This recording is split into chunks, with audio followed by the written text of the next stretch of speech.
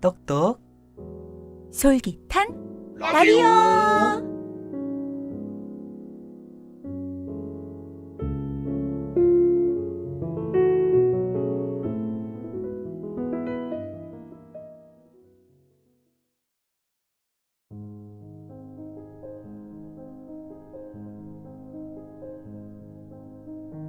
인연설 한용운. 사랑하는 사람 앞에서 사랑한다는 말은 안 합니다. 아니 하는 것이 아니라 못하는 것이 사랑의 진실입니다. 잊어버려야 하겠다는 말은 잊어버릴 수 없다는 말입니다. 정말 잊고 싶을 때는 말이 없습니다. 헤어질 때 돌아보지 않는 것은 너무 헤어지기 싫기 때문입니다. 그것은 헤어지는 것이 아니라 같이 있다는 말입니다. 사랑하는 사람 앞에서 웃는 것은 그만큼 그 사람과 행복하다는 말입니다. 그러나 알 수 없는 표정은 이별의 시작입니다. 떠날 때 울면 잊지 못한다는 증거요. 뛰다가 가로등에 기대어 울면 오로지 당신만을 사랑한다는 말입니다. 함께 영원히 있을 수 없음을 슬퍼 말고 잠시라도 함께 있을 수 있음을 기뻐하고 더 좋아해 주지 않음을 노여워 말고 이만큼 좋아해 주는 것에 만족하고 나만 애태운다 원망치 말고 애처롭기까지 한 사랑을 할 수 있음을 감사하고 주기만 하는 사랑이라 지치지 말고 더 많이 줄 수 없음을 아파하고 남과 함께 즐거워한다고 질투하지 말고 그의 기쁨이라 여겨 함께 기뻐할 줄 알고 이룰 수 없는 사랑이라 일찍 포기하지 말고 깨끗한 사랑으로 오래 간직할 수 있는 나는 당신을 그렇게 사랑하렵니다.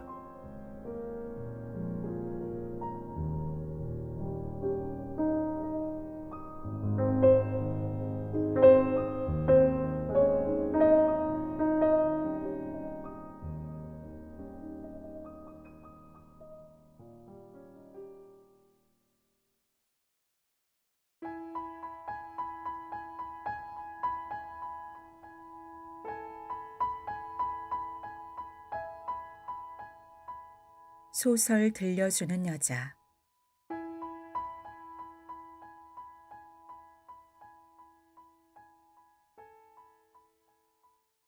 변신. 프란츠 카프카. 1. 그레고르 잠자는 어느 날 아침 불안한 꿈에서 깨어났을 때 자신이 잠자리 속에서 한 마리 흉측한 해충으로 변해 있음을 발견했다. 그는 장갑차처럼 딱딱한 등을 대고 벌렁 누워 있었는데 고개를 약간 들자 활 모양의 각질로 나뉘어진 불룩한 갈색 배가 보였고 그 위에 이불이 금방 미끄러져 떨어질 듯 간신히 걸려 있었다. 그의 다른 부분의 크기와 비교해 볼 때 형편없이 가느다란 여러 개의 다리가 눈앞에 맥없이 허위적거리고 있었다. 어찌된 셈일까 하고 그는 생각했다. 꿈은 아니었다. 그의 방.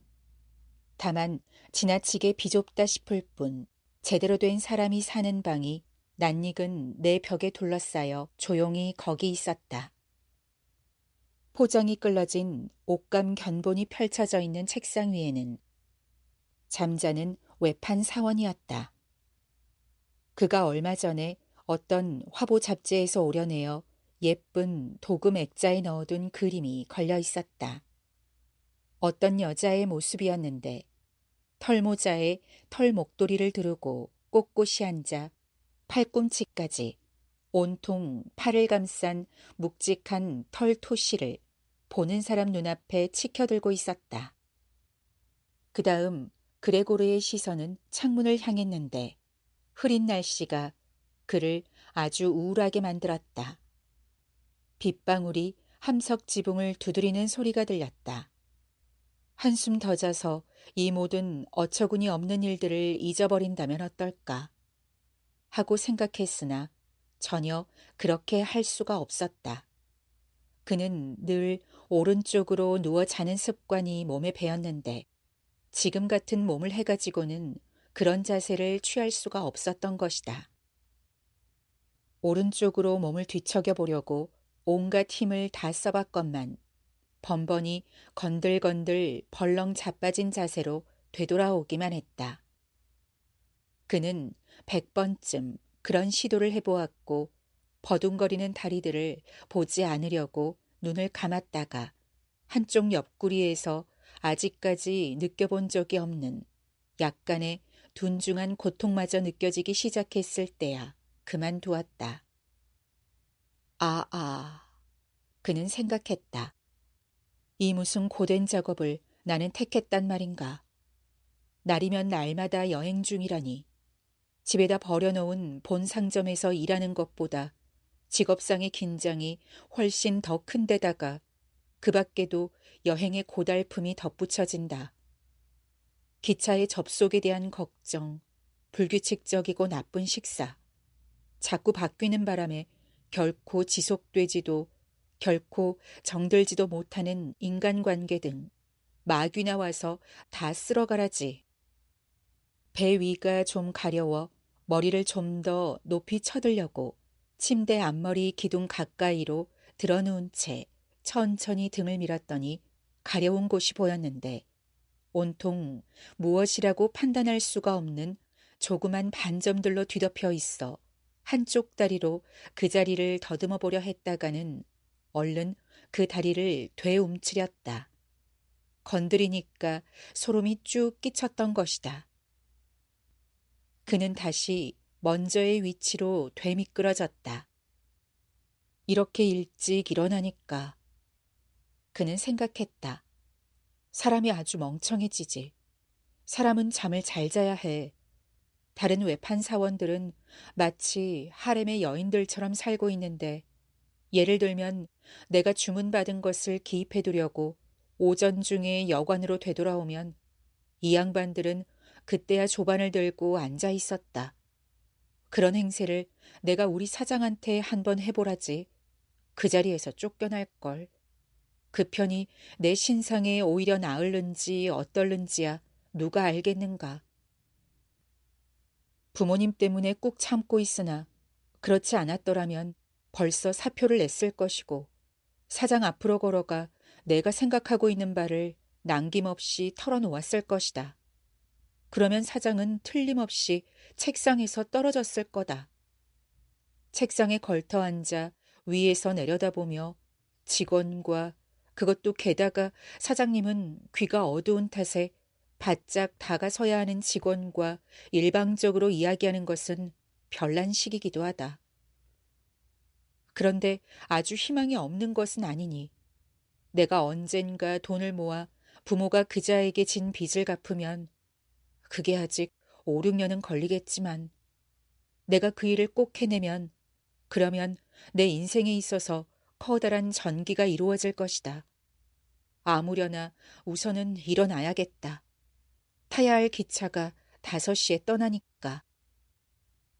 그리고 그는 괴짝 위에서 째깍거리고 있는 자명종 시계를 건너다 보았다. 맙소사. 그는 생각했다. 6시 반이었다. 그런데 시계 바늘은 유유히 앞으로 가 반을 지나 벌써 45분에 가까이 가고 있었다. 자명종이 울지 않았단 말인가. 시계가 4시에 제대로 맞춰져 있는 것이 침대에서 보이는 걸 보니 울렸음이 분명하다. 그렇다. 그러나 가구를 온통 뒤흔드는 이 시계 소리를 듣고도 편안히 잠을 잘 수가 있었을까? 편안히 잠들지야 못했으나 아마 그래서 그만큼 더 깊이 잠들었나 보다. 그러나 이제 무엇을 해야 한단 말인가? 다음 기차는 7시에 있으니 그 차 시간에 되려면 미친 듯이 서둘러야 할 텐데 견본 꾸러미도 아직 꾸리지 못한 데다가 그 자신은 도무지 몸이 개운치 않은 데다 잘 움직일 것 같지 않았다. 그리고 기차 시간에 된다 하더라도 사장의 호된 꾸지람은 면할 수가 없다. 급사가 5시 기차에서 기다렸다가 내가 그 기차를 놓쳤다는 보고를 벌써 올려버렸을 테니 말이다. 그자는 사장의 앞잡이로 줏대없는 위인이었다. 그럼 몸이 아프다고 하면 어떨까? 그러나 그것은 지극히 거북하고 의심을 살 만한 짓이다. 그레고르는 5년 동안 일해오면서 한 번도 아프지 않았기 때문이다. 틀림없이 사장은 의료보험회사 전속 의사를 데리고 와 게으른 아들을 두었다고 우리 부모를 나무라고 이이라도 말할라 치면 보험회사 전속 의사를 가리키며 딱 자를 것이고 그 의사로 말하면 세상에는 오로지 아주 건강하되 일하기를 싫어하는 인간들만 있다고 생각하는 사람이다. 또 이런 경우에 의사가 그토록 영 틀렸다고 할 수 있을까? 그레고르는 실제로 잠을 오래 자고 난 후 정말 쓸데없이 졸리는 그런 상태를 제외하면 아주 건강했고 심지어 배가 몹시 고프기까지 했다. 그가 침대를 떠날 결심을 못한 채 이 모든 것을 황급히 이리저리 생각해 보고 있을 때 마침 시계가 6시 45분을 쳤다. 그의 침대 끝쪽에 있는 출입문을 조심스럽게 두드리는 소리가 났다. 그레고르야 하는 소리가 들렸다. 어머니였다. 6시 45분이다. 안 떠날 거니?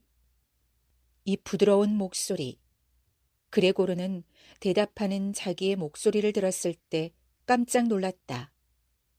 차고에 여지없이 자기의 이전 목소리인데 바닥에서 울려오는 듯 억누를 길 없는 고통스러운 찍찍하는 소리가 섞여서 그 말들은 그야말로 첫 순간에만 분명하게 나올 뿐 뒤 울림에 가서는 똑바로 들었는지 어쩐지 모르게끔 흐트러져 있었다.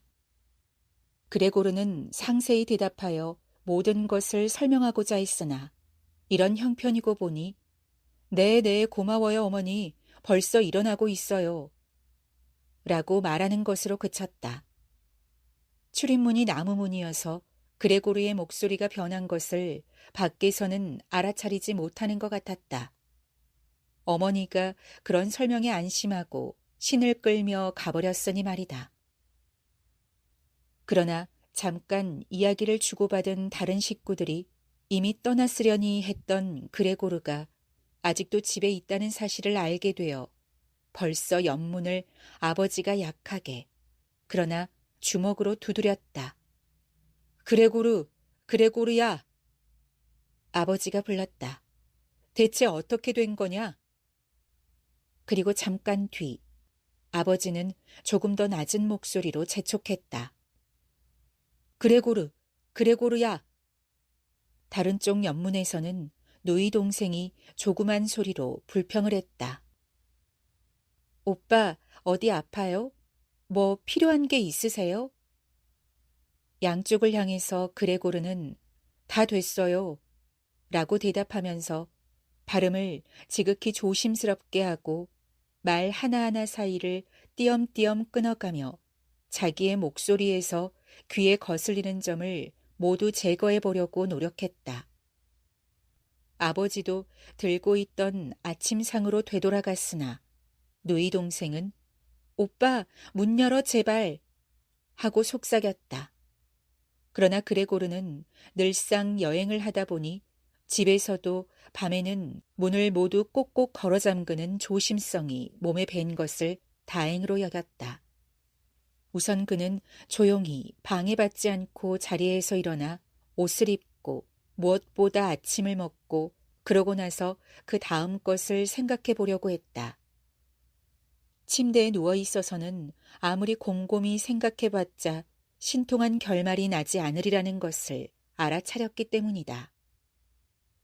침대에 누웠을 때는 벌써 몇 번씩이나 아마 누운 자세가 불편했던 데서 비롯한 듯한 가벼운 고통을 느꼈던 기억이 나는데 일어나다 보니 단순한 착각이었음이 드러났다. 그러자 그는 자기가 오늘 아침에 한 공상들이 점차 어떻게 풀려갈는지 잠옷 흥미로웠다. 목소리가 변한 것은 심한 감기, 외판사원의 직업병의 전조의 다름 아니라는 사실을 그는 눈꼽만큼도 믿어 의심치 않았다.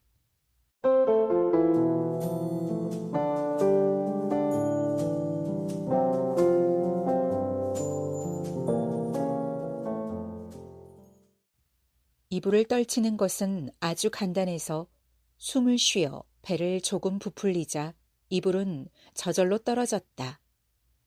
그러나 더 이상은 힘들었는데 특히 그의 몸이 워낙 심하게 넓적했기 때문이었다.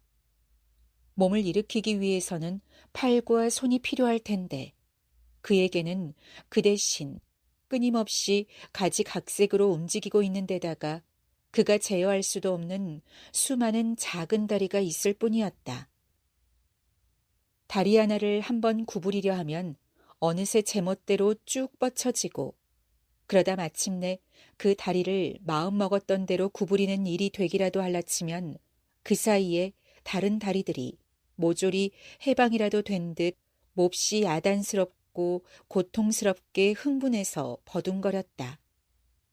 속수무책으로 침대에 매어 있는 데서 벗어나기만이라도 해야지 하고 그레고르는 말했다. 우선 그는 하반신을 침대 밖으로 내보내려 했으나 그가 아직 보지를 못해 어떻게 생겼는지 제대로 상상을 할 수 없는 이 아랫도리는 막상 움직여보니 너무도 움직이기가 힘들었다. 아주 천천히 움직여졌던 것이다.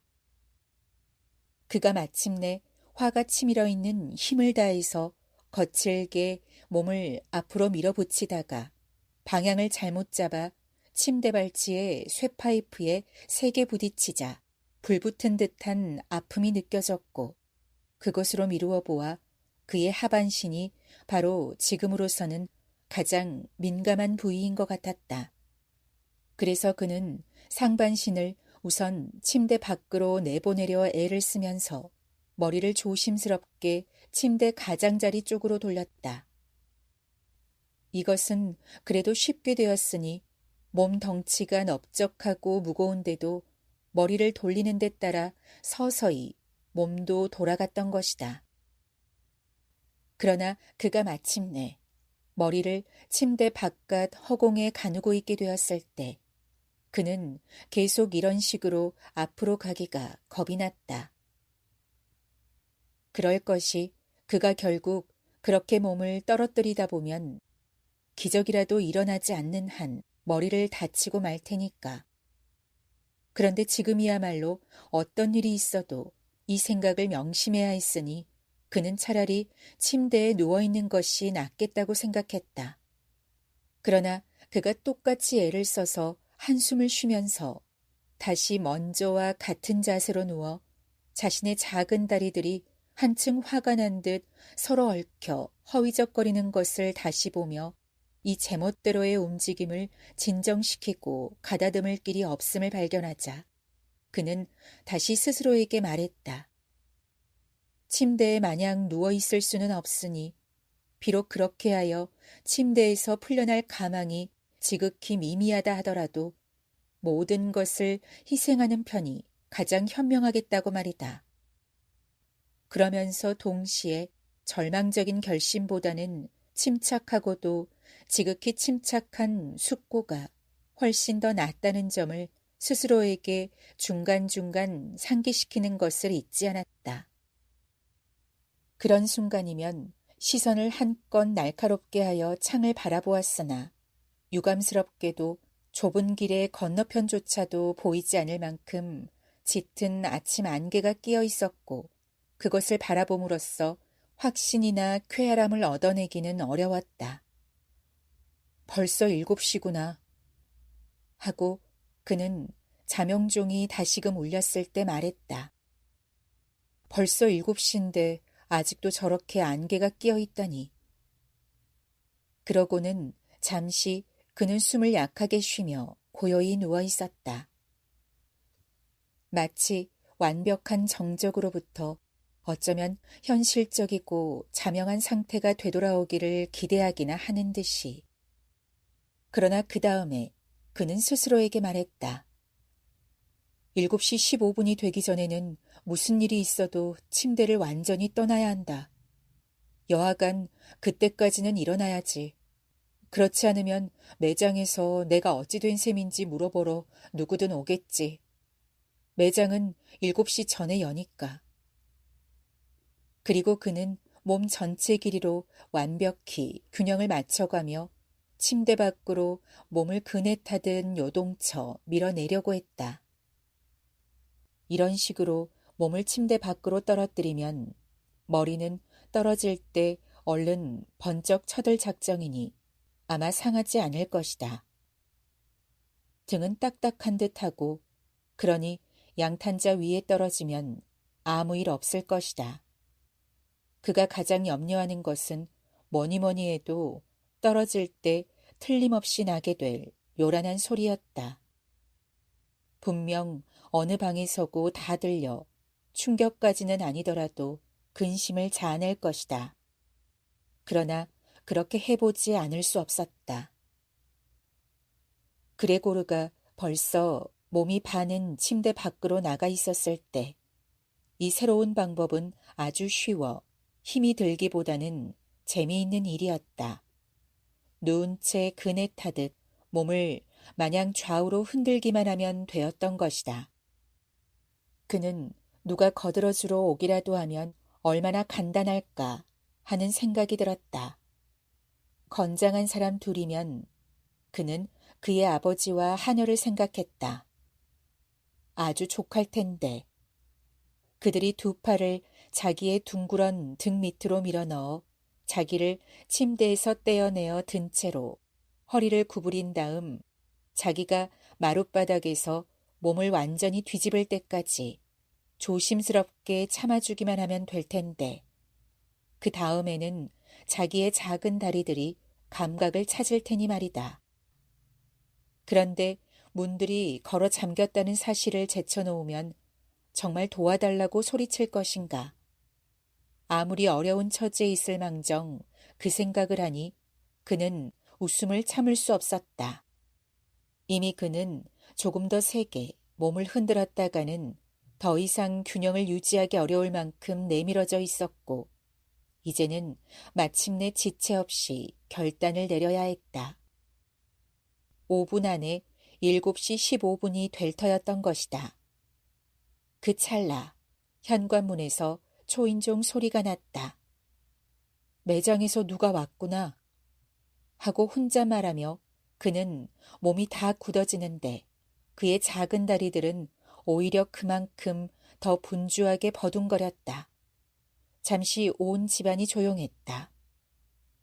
문을 안 열어주는구나 하고 그레고르는 어떤 헛된 희망에 사로잡혀 중얼거렸다. 그러나 이윽고 물론 늘 그렇듯이 하녀가 힘찬 발걸음으로 문으로 가 열었다. 그레고르는 방문객의 인사말 10마디만 듣고도 누구인지 벌써 알았다. 지배인 본인이었다. 어찌하여 그레고르만은 조금 지각만 해도 형편없이 큰 혐의를 받는 회사에 고용되어 일하도록 그 운명이 정해졌단 말인가. 도대체 직원들이 죄다 건달들 뿐이란 말인가. 그들 중에 아침 시간 몇 시간을 장사를 위해 남김없이 쓰지 못했다 하여 양심의 가책으로 얼이 빠져 침대를 떠날 수도 없을 지경이 된 충직한 인간은 하나도 없단 말인가.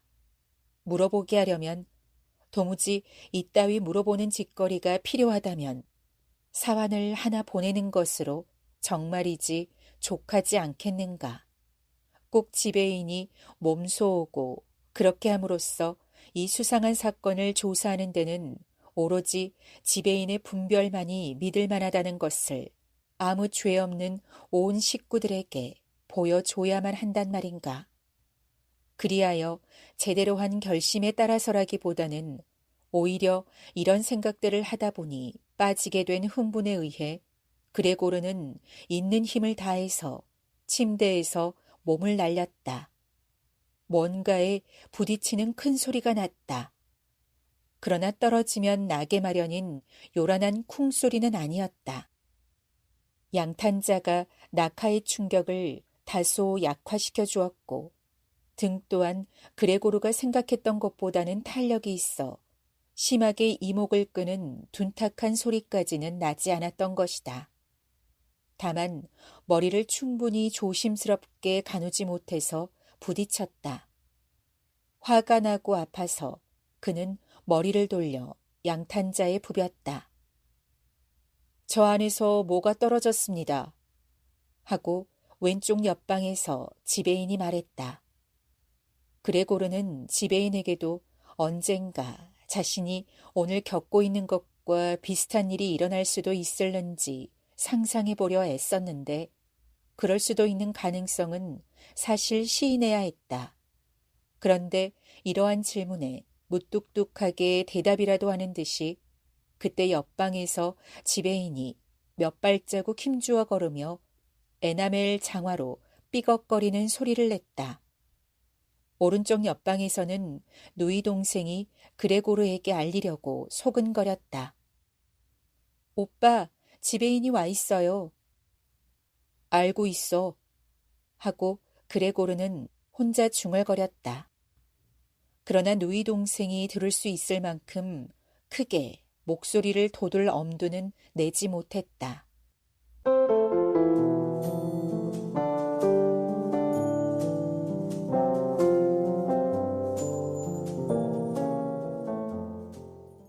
그레고르야 하고 아버지가 왼쪽 옆방에서 말했다. 지배인님께서 오셔서 네가 왜 새벽 기차로 떠나지 않았는지 물으신다. 우리는 뭐라고 말씀드려야 될지 모르겠구나. 아무려나 너하고도 직접 이야기를 하려고 하신다. 그러니 문 좀 열어라. 지배인님께서는 방이 어질러진 것쯤은 너그럽게 봐주실 게다. 밤새 안녕한가 잠자군. 하고 지배인이 그 사이에 친절하게 불렀다. 그 애는 몸이 편치 않아요. 아버지가 아직 문가에서 말하고 있는 동안에 어머니가 지배인에게 말했다. 그 애는 몸이 편치 않아요. 제 말을 믿어주세요, 지배인님. 그렇지 않다면 어찌하여 기차를 놓쳤겠습니까? 저 애는 정말이지 머릿속에 장사일밖에 없답니다. 저녁에 외출 한 번 안 해서 제가 화를 낼 지경인걸요. 요새는 한 주일 내내 도시로 갔는데도 저녁에는 맨날 집에만 처박혀 있답니다. 식구들 곁 식탁가에 조용히 앉아 신문을 읽거나 기차 시간표를 연구하지요. 심심풀이라곤 실톱을 가지고 일하는 것뿐입니다. 그래, 예를 들면 2, 3일 저녁 일을 하면 조그만 액자 하나를 만든답니다. 그게 얼마나 예쁜지 보면 놀라실 거예요. 그레고르가 문을 열면 금방 보게 되실 겁니다. 아무려나 지배인님께서 와 계시니 다행입니다. 저희 식구들만 있었더라면 그레고르에게 문을 열게 만들지 못했을 거예요. 그 애가 워낙 고집이 세어서 말이죠. 그런데 아침에 제가 물어보니 그렇지 않다고 그러기는 했지만 틀림없이 그 애는 몸이 편치 않아요. 곧 나갑니다. 라고 그레고르는 천천히 조심성 있게 말하면서도 대화를 한마디도 놓치지 않으려고 꼼짝 않고 있었다. 부인, 저도 달리는 해석이 되질 않습니다. 라고 지배인이 말했다. 대단한 일은 아니기를 바랍니다. 또 다른 면에서 말씀드리지 않을 수 없는 것은 우리 장사꾼들은 유감스럽게 생각하든 다행으로 여기든 약간 몸이 불편한 것쯤은 장사를 생각해서 매우 빈번히 그냥 참고 넘어가야 한다는 점입니다. 그럼 지배인님께서 이제는 들어가셔도 되겠지? 초조해진 아버지가 이렇게 물으며 다시 문을 두드렸다. 안 됩니다. 하고 그레고르가 말했다. 왼쪽 옆방에는 거북스러운 정적이 감돌았고 오른쪽 옆방에서는 누이 동생이 훌쩍거리기 시작했다. 왜 누이 동생은 다른 사람들한테로 가지 않는 걸까? 아마 이제서야 자리에서 일어나 옷을 입기 시작하지조차 않은 모양이다. 그런데 그 애는 도대체 왜 우는 걸까? 그가 일어나지 않고 지배인을 들어오게 하지 않았기 때문에, 그가 일자리를 잃을 위험에 처해 있기 때문에, 그리고 그렇게 되면 사장이 다시 묵은 빚을 재촉하며 부모를 박해할 터이기 때문에, 그런 것은 그러나 지금으로서는 이미 쓸데없는 걱정일 것이다. 아직 그레고르는 여기 있을 뿐더러 자기 가족을 저버릴 생각은 조금도 해보지 않았다. 당장은 그가 거기 양탄자 위에 누워 있었지만 그의 상태를 아는 사람이 있었더라면 아무도 그에게 지배인을 들여보내라고 진정으로 요구하지는 못했으리라. 그러나 나중에라도 쉽사리 적절한 변명을 찾게 될 이 작은 결례 때문에 그레고르가 그야말로 즉각 쫓겨나는 일은 없을 것이다. 그리고 또 그레고르는 울고불고해서 지배인을 성가시게 하느니 지금으로서는 그를 그냥 내버려 두는 것이 훨씬 현명한 일일 것 같았다. 그런데 그의 바로 이러한 애매한 태도야말로 바로 다른 사람들을 마음 졸이게 하고 또 그들의 처신의 허물을 합리화해 주는 것이었다. 잠자군. 이제 지배인이 높아진 목소리로 외쳤다. 대관절 무슨 일인가? 거기 자네 방에서 바리케이트를 쳐놓고 묻는 말에 네, 아니오만 하고 부모님께 쓸데없는 큰 걱정만 시키며 또 이는 그저 지나가는 말이네만 직업상의 의무도 도대체 들어보지도 못한 방식으로 소홀히 하고 있네. 나는 여기서 자네 부모와 자네 사장님의 이름으로 말하며 즉시 분명하게 해명할 것을 엄숙하게 청하는 바이네. 놀랍군 놀라워. 나는 자네를 침착하고 합리적인 사람으로 알아왔다고 생각하네. 그런데 이제 자네는 갑자기 괴이적은 기분을 자랑 삼아 내보이기라도 할 참인 것 같군. 사장님이 오늘 아침 일찍 자네의 직무 태만에 대해 그럼직한 이유를 넌지시 말씀하셨지만 자네에게 얼마 전에 맡긴 미수금 때문이라고 말이네. 그래도 나는 그런 해석은 당치 않을 거라고 한사코 자네를 옹호했었네.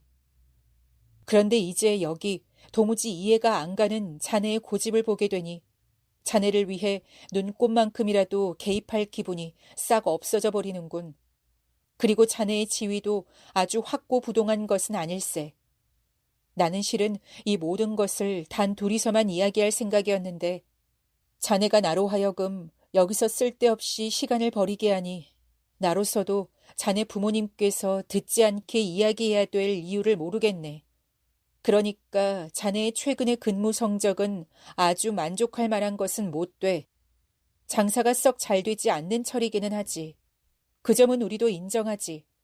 그러나 장사가 안 되는 철이라는 건 도무지 있지도 않거니와 잠자군 있어서도 안 된단 말일세. 그렇지만 지배인님. 그레고르는 흥분한 나머지 다른 모든 것을 잊은 채 정신없이 소리쳤다. 즉시 네, 즉각 문을 엽니다. 몸이 약간 불편해서 다시 말해 현기증이 나서 일어날 수가 없었습니다. 아직은 침대에 누워 있습니다. 그렇지만 지금은 아주 거뜬해졌습니다. 막 침대에서 나오고 있습니다. 그저 조금만 참아주십시오. 아직 생각했던 것처럼 잘 되지는 않는군요. 그렇지만 벌써 기분이 좋은걸요. 어떻게 사람이 이런 일을 다 당한담. 어제 저녁에만 해도 아주 멀쩡했어요.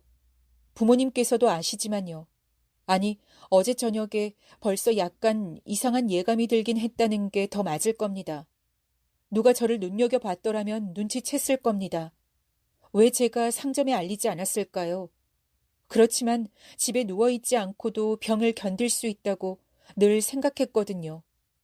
지배인님, 저의 부모님을 나무라지 마십시오. 지배인님께서는 지금 저에게 하는 비난은 죄다 터무니없습니다. 그런 얘기는 정말이지 한마디 들어본 적도 없어요. 아마 제가 보낸 최근의 주문서를 읽어보지 않으셨나 봅니다. 아무튼 8시 차로는 떠나겠습니다. 몇 시간 쉬었더니 기운이 나는군요. 제발 먼저 가십시오, 지배인님. 저도 곧장 매장으로 가겠습니다. 그러니 제발 사장님께 그렇게 좀 잘 말씀드려 주십시오. 그리고 자기가 무슨 말을 하고 있는지도 잘 모르다시피 하면서 이 모든 말을 허겁지겁 쏟아놓고 있는 동안 그레고르는 아마 침대 속에서 이미 연습을 한 덕분인 듯 장롱에 다가가 거기에 의지하여 몸을 일으켜보려 했다. 그는 정말로 문을 열고 정말로 자기를 내보이고 지배인과 이야기할 생각이었다. 지금 저다지도 자기를 만나고 싶어하는 사람들이 자기를 보면 무엇라고 할지 잠옷 궁금했던 것이다. 그들이 놀란다 해도 그것은 그레고르의 책임은 아닌 만큼 태어날 수 있을 것이다. 그들이 그 모든 것을 태연히 받아들인다면 그럴 경우 그 역시 흥분할 이유라고는 없는 것이니 서두르면 8시에는 정말로 정거장에 닿을 수 있을 것이다. 처음에는 반들반들한 장롱에서 몇 번 미끄러졌으나 마침내 마지막으로 힘껏 몸을 흔들어 꼿꼿이 섰다. 하반신에 타는 듯한 아픔이 느껴졌건만 그는 아랑곳하지 않았다.